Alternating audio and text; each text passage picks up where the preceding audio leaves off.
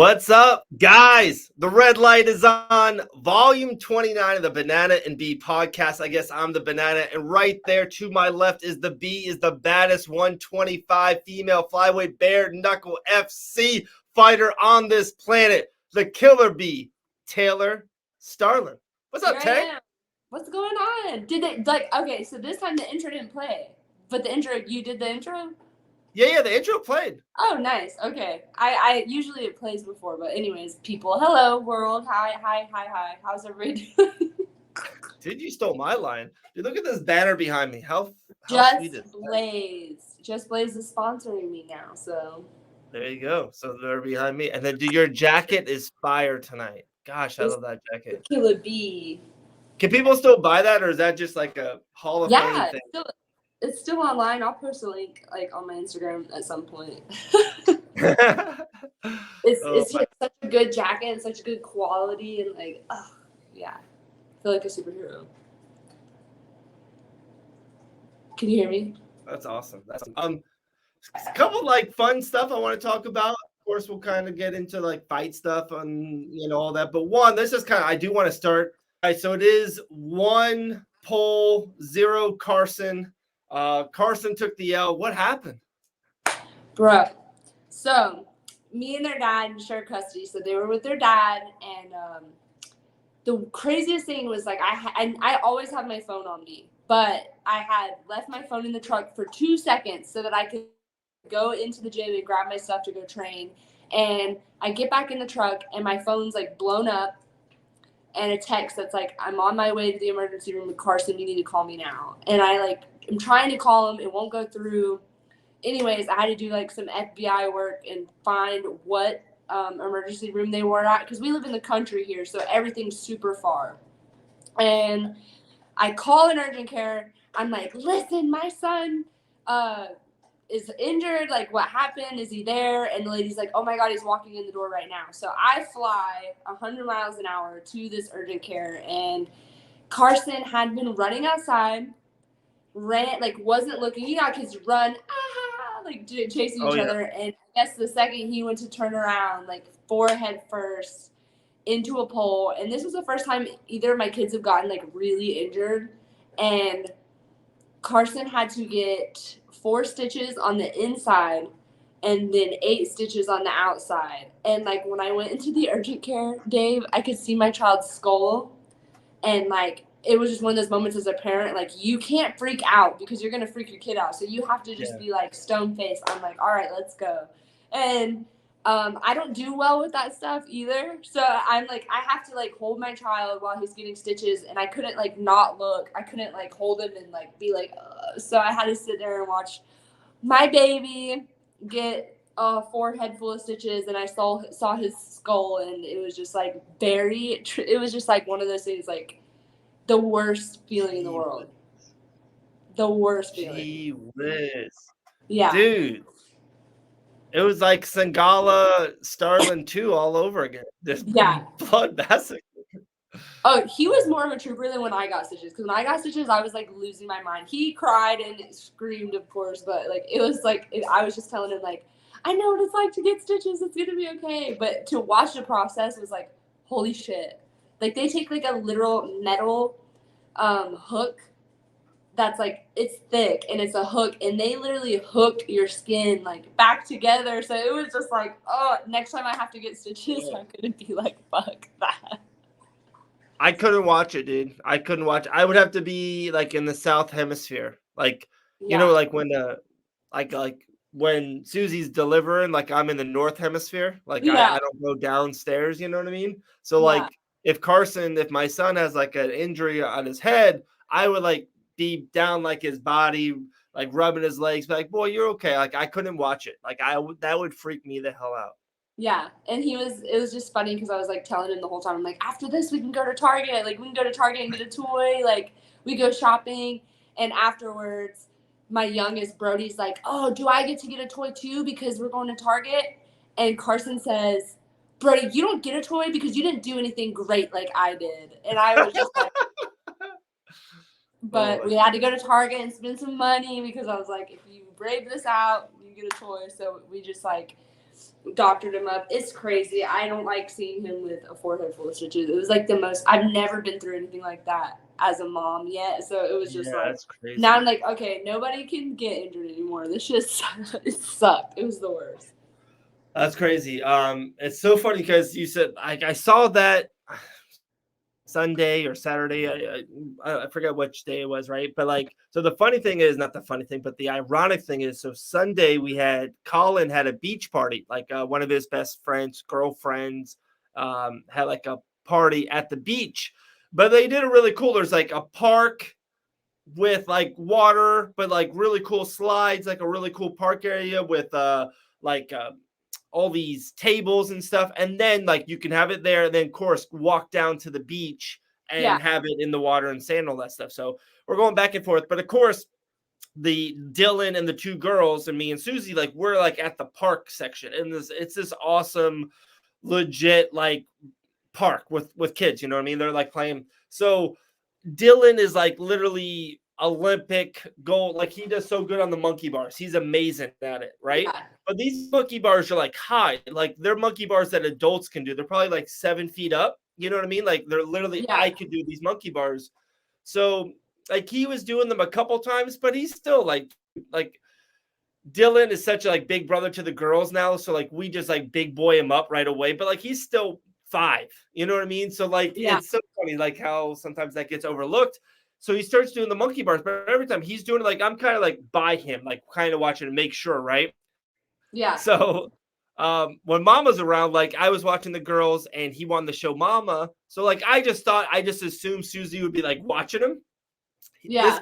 This kid goes 1, 2, and it's like it's hot or wet, and he like slips off the monkey bars, and I swear 6 feet, and like that boy doesn't fall on his feet on his upper half, like he almost like his legs go higher than his feet, but he like lands all on the back, neck, torso, head, and it's like thud.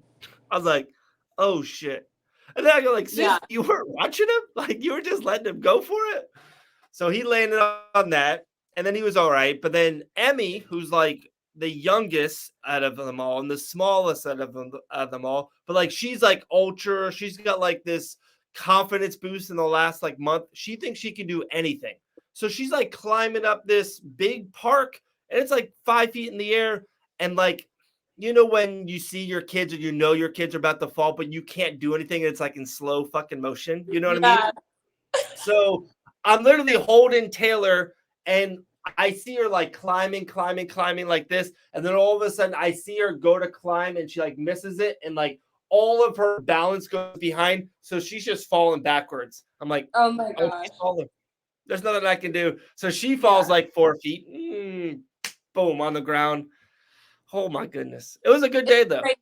It's crazy because like there's been so many times I don't know how my kids haven't gotten injured. I'm like, whew. Yeah. But yeah, for it to actually happen, and like, it was the worst because their dad had them. So I was like, had this little period of time where I'm like, I don't know what happened. Right. Like, I know he's going to the emergency room. So I was like a mess. I'm like bawling my eyes out, driving 100 miles an hour, like trying to get there. So yeah, thankfully he's okay now. But I do not ever want my kids to get injured again. Like that. I don't ever want them to get injured ever. But that was like, it stole the life out of me. Like the rest of the day, I was just like watching him. Like, you're not allowed to do anything. Anything. But I like busted my ass as a kid. When I was a kid, did you like break any bones as a kid? I've never broke a bone in my life. I broke my arm when I was a kid playing monkey in the middle, and snapped like both of the bones in my arm, like clean through. And like we were super poor growing up, so my dad, we didn't have insurance. So my dad was like, are you sure it's broken? And I remember like holding my arm, and it was just like aching.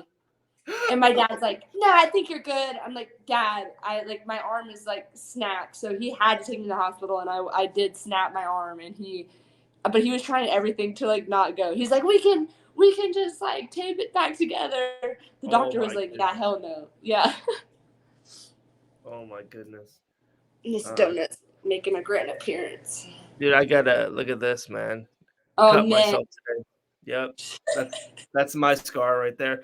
And then of course this is the Band-Aid that we use at the house. PJ Masks. Catboy. Yeah. Yeah. And then so just like we skipped last week, but like the past 2 weeks have been kicking me in the balls so fucking hard. Like so hard. And I've been so busy and just like, but yeah, my truck like broke down last week and they couldn't figure out what was going on with my tires on my truck. And it was just like this whole thing. So yeah, we took off last week, which was much needed because you guys had gone to tech. That was after the PFL, right? No, so I did the commentary in Biloxi. Yeah, for iCard. Yeah, the boxing thing. Dude, that thing was so sick. That thing was awesome. Listen, there was all kinds of good knockouts and things happening. Yeah. But Alan Belcher was on that card. Yeah, our friend. I know he won. I didn't get to see like any really highlights from that fight. He knocked the guy out, right? Yeah, second round TKO. I'll send it to you. I got it. Yeah, I'm excited for him and Frank Tate to fight. That's gonna be so gosh, I want to talk about that, dude. How good is that fight? Like that fight's incredible. Great. It's perfect for both of them. Like that's gonna be a good fight. And that card is actually pretty stacked. I saw like a lineup on it. Like they got like 5-6 good fights on that card. Yeah. And then now, like the drama of my life, I've been like, I think last time I was on here, I was telling everybody I was fighting June 24th, which was the plan. And now I can say that I'm not fighting June 24th, but good things come to those who wait. So thankfully, this time being patient will pay off, and I can't wait to share all the news when I can. I know. It's been like an emotional roller coaster. I was gonna like, when all this is over, and the first time when you have the championship and you bring it to every location that in the world like others, but the second time, like the second podcast from the championship, like I want to do a tell all of the last 5 months of how many times it was offered and not offered and what other names, and like I feel like it's been 20 different matchups and 20 different dates and so much behind the scenes that like we can't really say yet. You know what I mean? Yeah, and it's so frustrating because so many people will come at me, and we always talk about this. People will come at me and act like I just finally had to, probably about a week ago, because I get very emotional about it. I would like lose sleep over it. I sit and I'm like, why isn't this happening, or what's going on, or am I fighting or not? And I'm trying to rush and like make sure I have a contract and get to fight. But finally the other day I had to just like sit there and be like, all right, you know what? I can't stress what I can't control. So I'm just gonna keep doing what I'm doing, which is everything right. And then whatever's gonna happen is gonna happen, and I'm gonna be fucking prepared whether I fight tomorrow or in 6 months. I'm ready. Right. So that's what I had to do. I had to stop being a crazy bitch. I know like everybody at first round was probably like clawing their eyeballs out because I was texting every single one of them, and I'm like, I need to know. And like, they're just doing their job and trying to do everything the right way. And I'm just like a crazy bitch. So. But it's like, you can say that and sometimes maybe it is too much or whatever, but like at the end of the day, it's your career and it's your, there's only so much time, and then the money aspect of it and then the fight aspect of it. So it's like, yeah, you just, I say this all the time, and like everything I've been doing, like no one cares about what I'm doing and like about the brand, like, and about Fight Bananas more than me, like, cause it's what I'm doing. Like, other people can kind of say they want to do this and say they want to do that and like, oh, I'll do this. But it's like at the end of the day, like it's on me. It's on my shoulders. Like your career is on you. Like there's people that do support you and do care about you and do help you. But like sometimes you're like, oh, I wish that person would be there for that because but they have other shit going on. So it's like at the end of the day, it's your career. Like I don't ever get upset. Like I don't know, like this is what you've been putting everything into it. So like for you to like, and then once it becomes a career, it's like people don't realize that like a fight, like it's so much more than just a fight. Like of course I'm training hard to fight and to fight hard and win, and like that's great. But like people don't understand the drive that like when I announce a fight, like people are looking at my page and it helps boost my stuff, or the eyes that you get on you when you have a fight and different businesses and things like that. So not just the fight itself, but everything that comes with fighting is also what sets you up for success. So it's like when you don't have that going on and you're trying to just like claw through like the in between and stuff like that. And plus I gotta fucking make money. Like I have a fan site, I got some stuff going on, but at the same time, sometimes that stuff slows down and doesn't work and you need to fight to get paid. So yeah, I'm ready to beat somebody up for a check. Let's go, Especially man. Hey, fucking hopefully these in urgent August. Oh my goodness. Real quick, fun little shout out to our someone who's been on our podcast before, Uli Diaz, and someone who's kind of been around the scene for a long time, Joe Miggs. I don't know if you watched that. Like Uli was on Joe Miggs' show like yesterday, the day before. I watched it. I thought it was great. It was a cool interview. Yeah. I guess like Uli versus Mike Perry is happening. Like I was like, woo! Yeah. I was like, okay, let's go. That is fire. Yeah, that's a fucking great fight. That is an amazing fight, and I am Team Uli all the way. Yeah, all the fucking way. That's my dog right there. He's gonna get it. I can't. Uli is so real and so good, and like he's always been so good to you and I. And like, how cool was it? Like when he fought for Icon, when Keith fought for Icon, he was great. Dana was super nice. Like their whole team, and like his son is so nice. Like it's awesome. I loved it when he fought that weekend because he had lost, but I just got like one of the most surreal moments when Uli had lost and his sons were in the back and his son was bawling. Oh. And Uli was like, listen, like he was like, you don't cry. He's like, when you fight in life, like you win or you lose. And he's like, and when you lose, you got to keep going. You got to keep working hard and you learn from it and you just keep moving. So we're not going to sit here and cry about it. And he was like telling him like, suck it up. Don't cry because I might've lost, but I learned and that's life. Like sometimes you win and sometimes you fucking lose and you just got to keep going.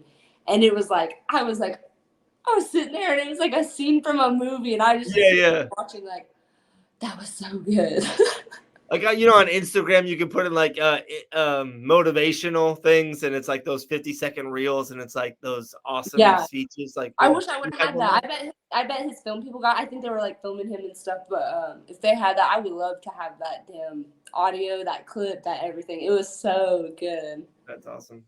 Talking about motivational, how about our guy Brian Pooh Bear Battle? UFC stud star, he's on another level right now, Tay. Like he is putting in that work. That guy is, I remember, so it's so funny, like so long and so much time. And like a little bit, like, I don't know, because I was talking with Brian when it was Pooh Bear, like, let's just be honest, like he had a little bit of a Pooh Bear, like belly, like he would cut weight, but like look thin, but like he always was a little bit fluffy. That boy is shredded now. He looks like a goddamn superhero. He looks amazing. Does. It's crazy, like, to see the transformation. And, like, if you ever saw him fight his first fight ever, he fought heavyweight, and he was a big boy. And it's cool, like, and it's awesome to see him, like, just in the, like, he really is, I can't even just explain it, like, he really is just one of those people I aspire to be, like, mentally. Physically, we already know that I have a six-pack, okay?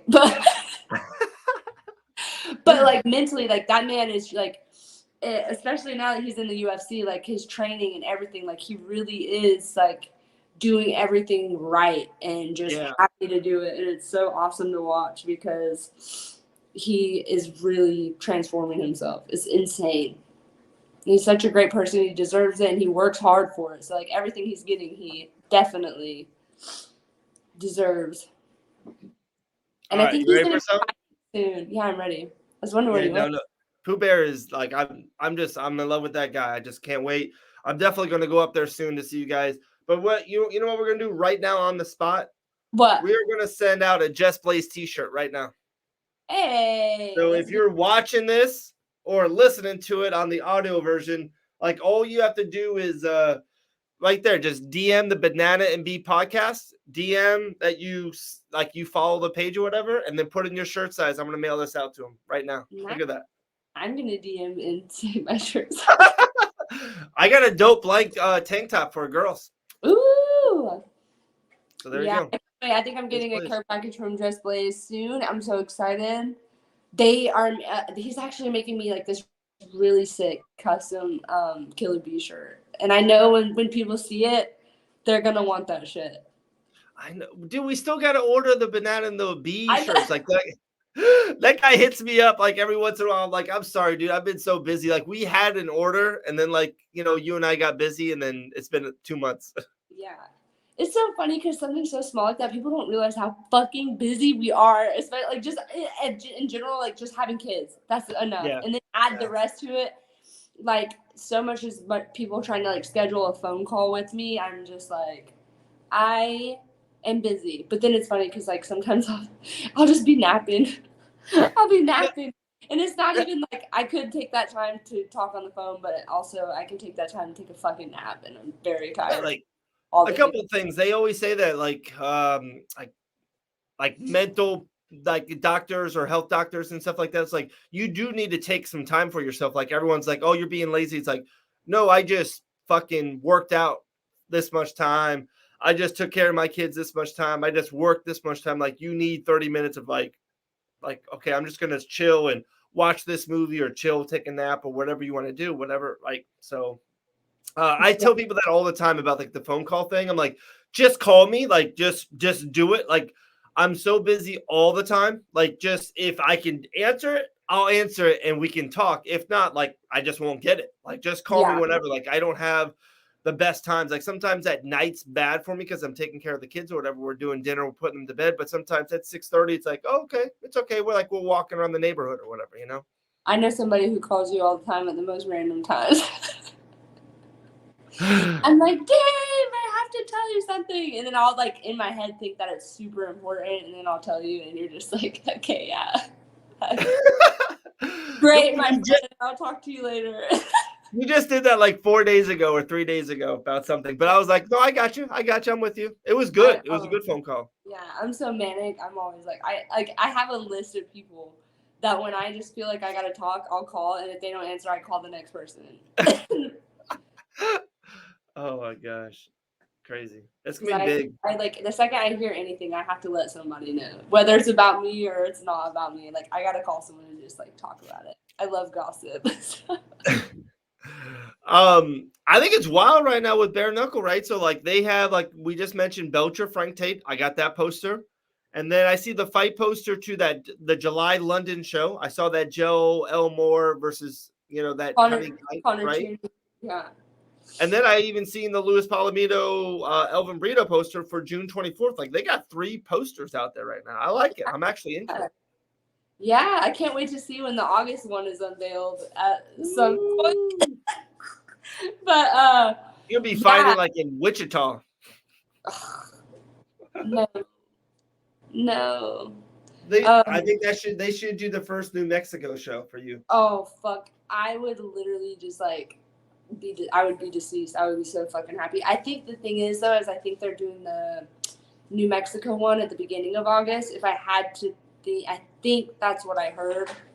I think there's going to be one like August 3rd or 5th or something like that. And then I think August 27th. So hopefully August 27th is somewhere good. It has to be. I just don't want to, like, I'm not trying to shit on like any states, but like, I don't want to go to Ohio. Like, I don't want to go to Ohio. Like, it's just like, yeah, I'm sorry, Ohio people. I love you.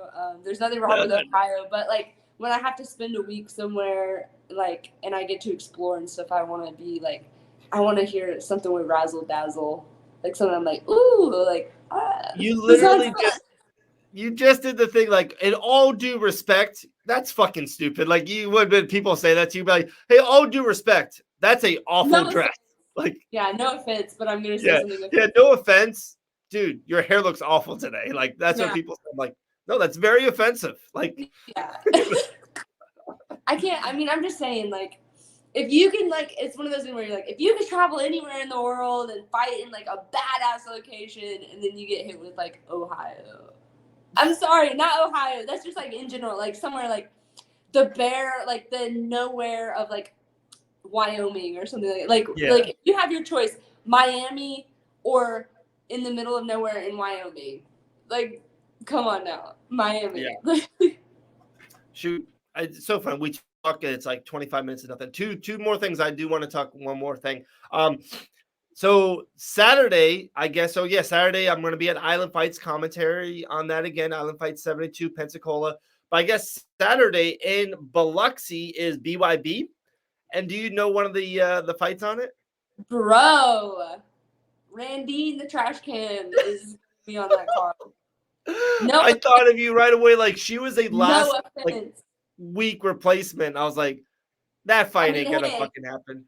Good for her, but like, I mean, if she doesn't make 1:45, then I'll be really shook. But yeah, Jamie Driver's about to put it to her ass. Like, I have been talking with Jamie Driver on Instagram a lot lately, and I'm like a huge fan of Jamie Driver. She's a badass, and we'll have to have her on here. I think she's so dope. And when I seen that, all I could think was like, damn, they better start digging the fucking hole, because Jamie Driver's gonna fucking murder her. That's what we should do. So she fights Saturday night. So if it all goes good and they do fight, and if Jamie gets the job done, we'll have Jamie on for the pod. For next week's is the 30th episode of the Banana and B. Yeah, and it's like about to be June. Like, where the fuck has time gone? Damn, dude. I'm saying 2022 is almost over. Get me a fight. I'm trying to get a fight, trying to win and win another bonus, win a strap, and fighter of the fucking year, female fighter of the year, fight of the year. It's gonna happen. I can't go. I'm not like just 2022, baby. Come on. Like, I always thought this would be awesome as a champion. Like, whoever the champion is, imagine if the champion fought like every motherfucking month and like just fought like. Went through like the weight class like nothing, you know what I mean? Like say I'm throwing it out there, if you fought Christine for the championship and just say you won, like imagine the next month you fight Britain, the next month you fight Beck, the next month you fight Rachel Ostovich, the next month you fight whoever. It's like, damn, 5 months in a row. Yep, line them up. Let's go, baby. Come on. They call me the killer bee for a reason. Dude, that dog is amazing. Isn't she so cute? She's being so sweet. I saw like a picture you put on your stories. It was like you were wearing all black and you had the dog. I was like, dude, that's a poster. Yeah. This is my ride or die. My other one's too big for me to like hold and take pictures of. Oh my gosh. But so did Carson did it take 24 hours, 36 hours, or is he just he's back? He's running the muck. The day that he got stitches, we got home. I'm like, look, we gotta take it easy today. Takes it easy. We go outside for to walk the dogs together. This little boy is jumping on benches and fences, trying to climb. I'm like, you gotta stop. And it's like hard because you want them to be able to play and stuff like that, but at the same time, like after that happened, I'm so terrified of it happening or like his stitches opening up or something like that. So I was just being such an asshole, and I'm like, you're not allowed to have any fun. You had your fun. So he, but he's been back at school and stuff like that. The funny thing is he's very shy and gets embarrassed, and like he doesn't, like he's very sensitive, and the whole day on Saturday, anything with a reflection, my phone camera, mirror, or anything, this child was just like this. Like, he didn't want to see it. Like, I felt so bad. He thought that, like, his whole entire brain was, like, hanging out, and he didn't want to see it. That's so crazy. Man, what Episode 29. I know, 29 in the books. There we go. Just like that. Boom. I can't wait. We can't wait to hear and talk more about hopefully really, really good news on the horizon. It's crazy. It's been such a freaking roller coaster over the last 5 weeks, 7 weeks. I remember when we had that funny turning the page. Turning the page. And it's like, that's crazy. Like, now I can say it, but like a couple months ago, like I was getting told I was fighting Paige Van Zandt, and then like, nah, we're on to something better. I can't wait. Crazy. I can't believe Ronda Rousey is going to fight you in bare knuckle. Yeah, I know. Me versus Ronda Rousey. She's coming out of retirement to come to bare knuckle and fight like way lower of a weight class that she did. Oh my God. Bro. Insane. Awesome. Oh, guys, that is the baddest bare knuckle FC female fighter on this planet. Actually, let me take out the FC. BYB, backyard brawls, anything. If you want to fight bare knuckle, this woman right to my left is the baddest motherfucker out there. Killer B, Taylor Starling. If you want that dope jacket, she's going to put the link on the IG stories. She just went to the gas station. She just spent $40 worth of candy. She's about to go on IG Live about it, guys. This is the baddest woman on this galaxy. Make sure you give her a follow. Taylor Starling on Instagram's on fire. Go to the fan site. Go to taylorstarling.com today. Go check that shit out. Just go do it. You're too kind. You're too kind.